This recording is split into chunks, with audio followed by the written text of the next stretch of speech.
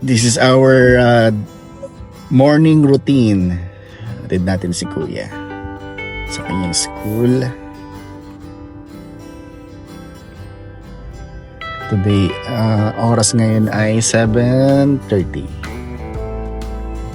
Lapit lang naman ang school ni Kuya dito. Mga Kuya.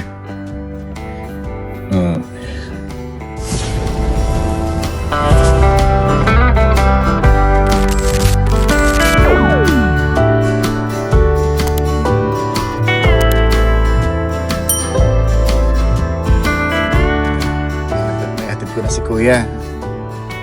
Ayan. Usually nag-ano siya nagbabas.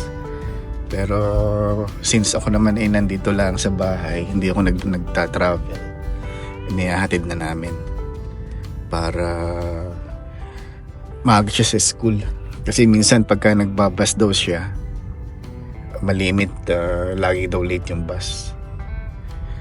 Kung hindi man late, parang wala siyang time na wala siyang extra time before his first class. Kasi parang saktuhan lang yung pas lagi pag natating na school. Uwi na tayo. Oh, green light na. Ako, nag-yellow. Okay.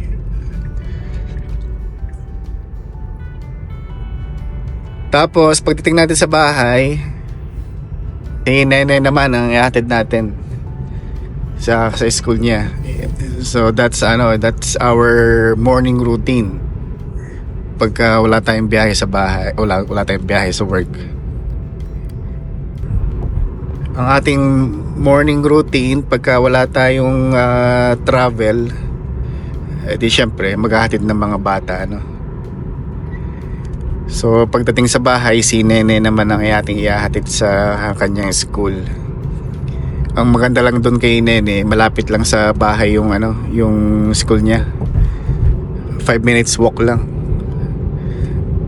Tapos ang labas na niya ay mamaya na mga 2 o'clock. Si Kuya naman pagka labas niya,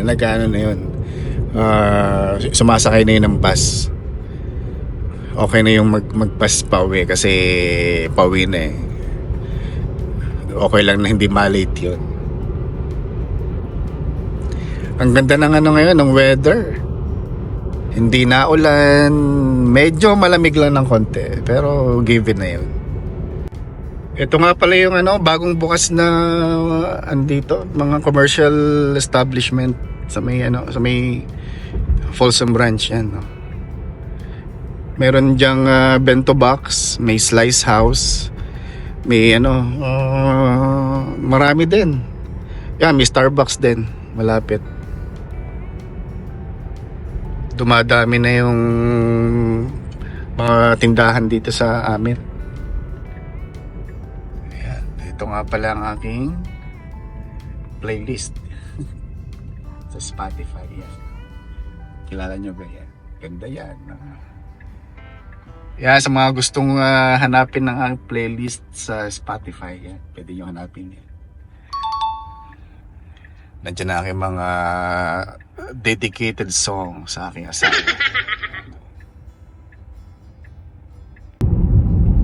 Lapit na tayo sa bahay. Ngayon nga pala may malaking sunog sa Los Angeles. So sana yung mga kaibigan natin doon, mga kamag-anak, sana safe sila doon. Parang marami ng area yung nasusunog doon ngayon. Sana hindi na lumaki masyado.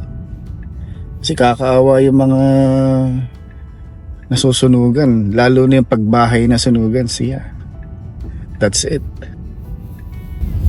Mahihirapan. Ang balita pa naman, parang binawasan ang budget ng firefighters doon. Ewan kung bakit. Ayun ako. Anyway, dito na ako sa bahay. Si Nene naman yung ihahatid natin later. Nakain pa yata siya ng almusal eh. Ang klase naman ni Nene, ang start ay 8:30 yata or 8:25. Pero inihatid namin siya ay mga 8 o'clock kasi naglalaro pa yun sa umaga. Kasi every morning yung mga bata naglalakad pa sila doon sa ground para yata ma-burn yung energy para pagdating sa school, sa klase hindi na sila hyper. Nabawasan lang konti energy ng mga bata. Ayun, so later ulit check ko lang si Nene kung ready na. Love you, Mama. See you later. See you later, Mama. Okay, let's go. Okay, so. Ayun. Sarado na lang. Yup, si Nene naman ang ating ihahatid sa school. Ngayon nga pala ay basura day. Trash day. Trash day. Mamaya pa yan. Maga na. Ayun, sinakakasi. Hello. Ayun. Mamaya na ulit ang yan. Ang labas.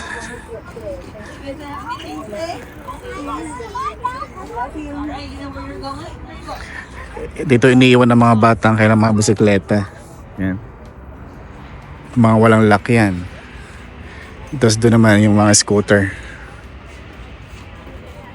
Okay. Uwi na tayo. Ayun. Nahatid na natin si Nene. Tayo naman ang magtatrabaho. Ganun lang ang buhay. Paulit-ulit lang.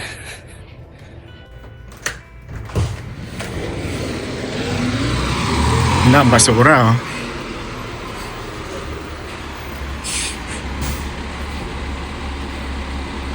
Pipick up na.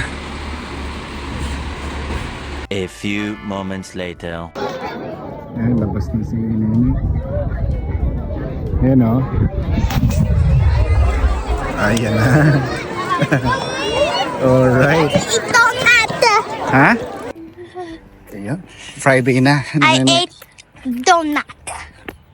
Anong kinain mo sa school? Donut? Yeah, I think it's called glazed donut. Sarap. Yeah. Sigurado ka masarap. It was like so tasty. Sino may bigay? So it's on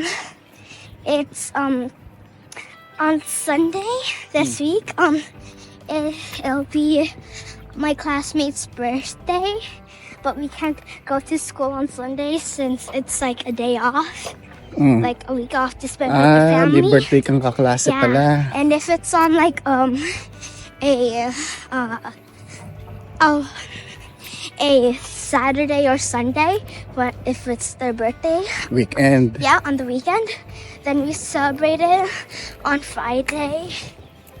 Friday? Yeah. Oh, may kayon pala. My hands are sticky though. Dito kami sa Seafood City, Sacramento. Kami ay mag-chowking ng mga bata tsaka si Mrs. Para hindi na magluto. Maiba naman. I was sleepy. Dito na kami sa chowking.